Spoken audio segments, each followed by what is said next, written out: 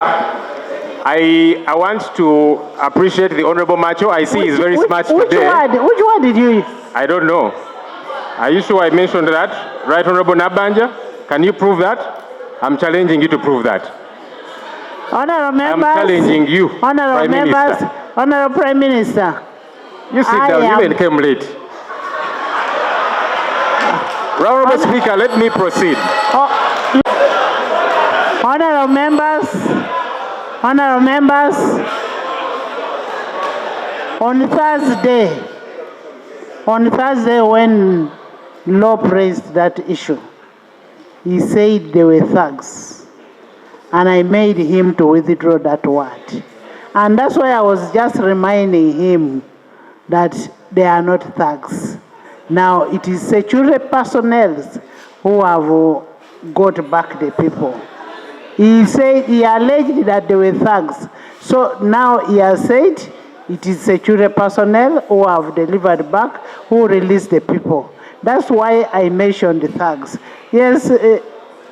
I said, I hope government can come and own up so that we don't take these to be goons. Because the way they conducted the arrest, they were in plain clothes, they had guns, they were driving ordinary cars. Can you conclude? And so, no one could identify them as security persons. And so we're asking government, either these are goons or you own up.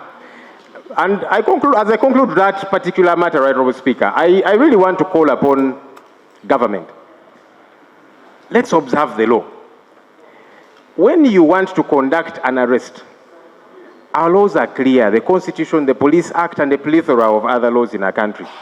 How you get to conduct an arrest. Right, Honorable Speaker, we might have a challenge in this country at some point, that these fellows in plain clothes will go with guns, try and abduct somebody, and assuming the person fights back and maybe kills one of them, under what law are you going to charge this person who is acting in self-defense? Because this person is saying, I don't know who you are.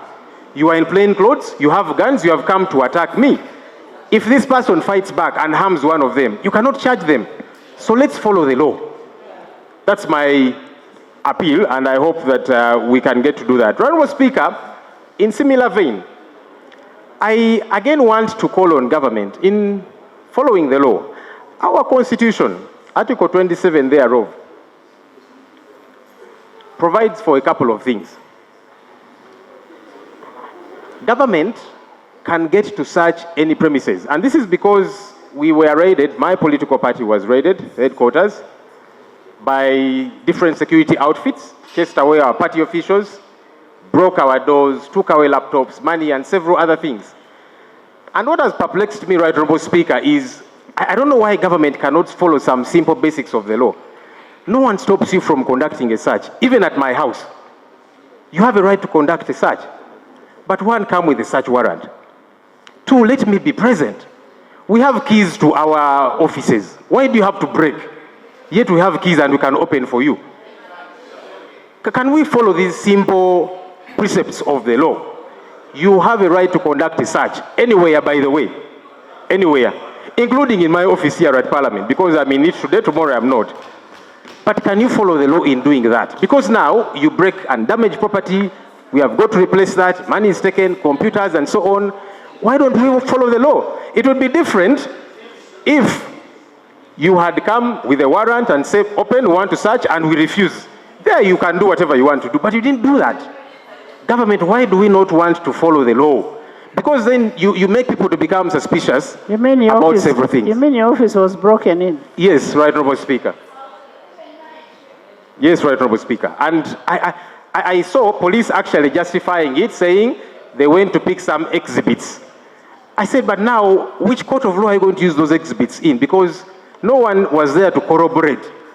How do I be brought to court to say you concede that this was gotten from your office or from your premises when I was not there? Honorable Speaker, hopefully the Attorney General responds to these issues. Finally, right, Honorable Speaker, so that he responds generally. There is an order. No problem. Right, Honorable Speaker. And honorable members, like you said, Parliament has got a lot of work. whenever we come here, you are dragged, Right Honorable Speaker, into unfounded allegations. Unfounded allegations. And I believe the reason is to make government look dirty. This government has protected Ugandans, and that's why everybody is proud, including investors.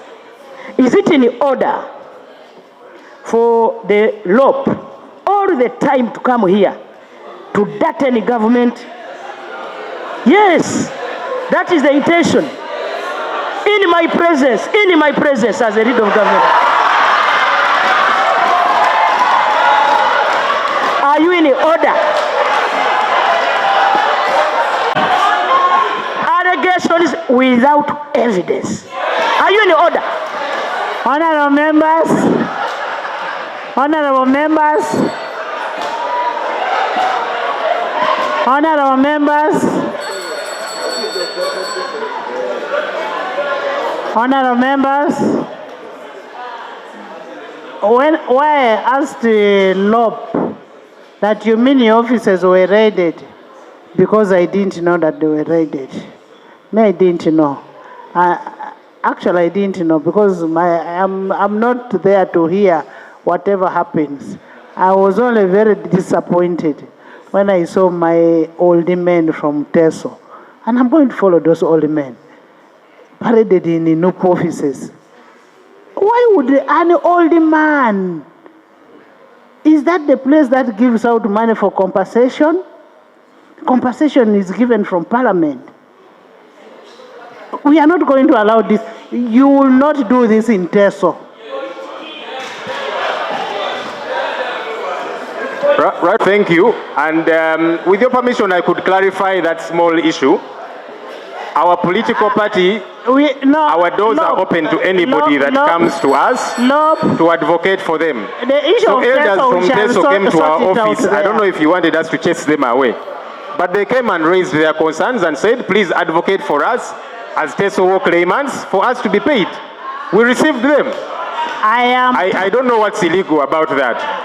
But let me not be distracted, Right Honorable Speaker. Honorable Attorney General, he says he has a list. He's talking about a list that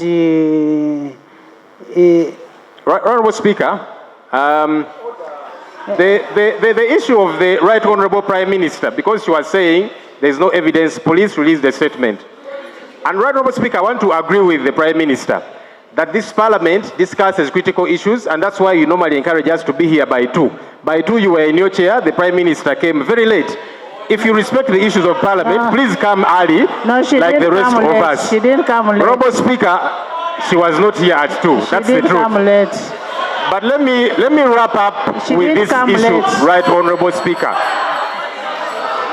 Honorable members. Right Honorable Speaker. Order. LOP, you sit. LOP, you sit. LOP, you sit. Can we go to the next item? And had I not been interrupted by the Prime Minister. Right Honorable Speaker, I have a list that I would like to table here for the attention of the Attorney General. The Supreme Court delivered a ruling saying for matters that had been handled by the court-martial, either free these people or transfer their files to the civilian courts. Some of these files were transferred. There's several other lists, people whose files have not been transferred. Let me table this list, Right Honorable Speaker. Give it to AG. It has got names Sechitoleko Yasin Machete, who is on hunger strike, Kavuma Musa, Gibsiwa Abdallah, Kalanzi Sharif, Mwonge Joseph, Jimmy Galukande, Kato Umar, Abdallah Chintu, Mwase Patrick, Agaba Anthony, Angulibo Siraj, Andama Habza, Ida Kasim, and finally, Buga Ratib. These people were remanded by the court-martial, which no longer has authority over them. When are their files going to be transferred to the civilian courts like everybody else? Because their being on remand under the court-martial has got no place in the law. Government and Attorney General, when are these files going to be transferred to the civilian courts? I do lay the list, Right Honorable Speaker. Thank you. When you make the House unruly, you'll miss out even to speak what you're supposed to speak. But I want to reiterate this.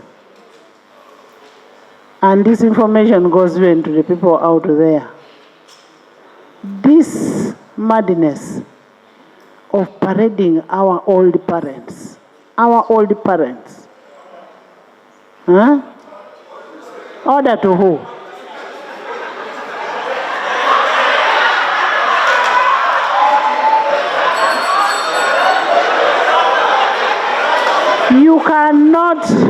You cannot start parading all the people in the name of compensation. You bring all the people all the way from Teso. That can never happen, and it should never happen. And we are looking for the people who are doing that. Next item.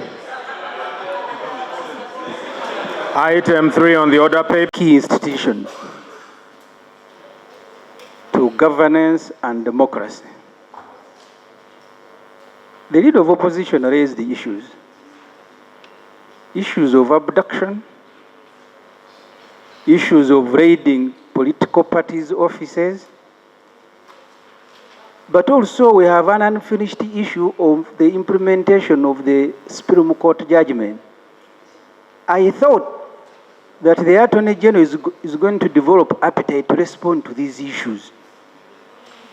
Because as far as I know, you have partially transmitted files. There are other people who are still crying there before they are in jail, their warrants ended. I thought you would brief Parliament, because Parliament, and I want to thank you, Madam Speaker, on this issue. But I'm raising a procedure. I don't know what's wrong with people who put on military uniforms when they are civilians. Because in the military, there are no procedure. Is that what you want to suggest, Honorable Abe? When others are raising procedure, you wait. Procedure are not raised concurrently.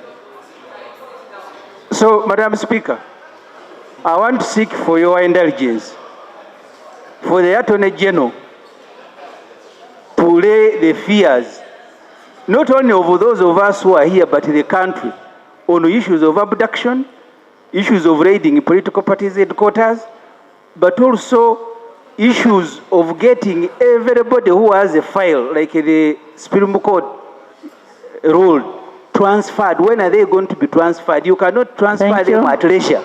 Honourable members, I am happy that the rules of procedure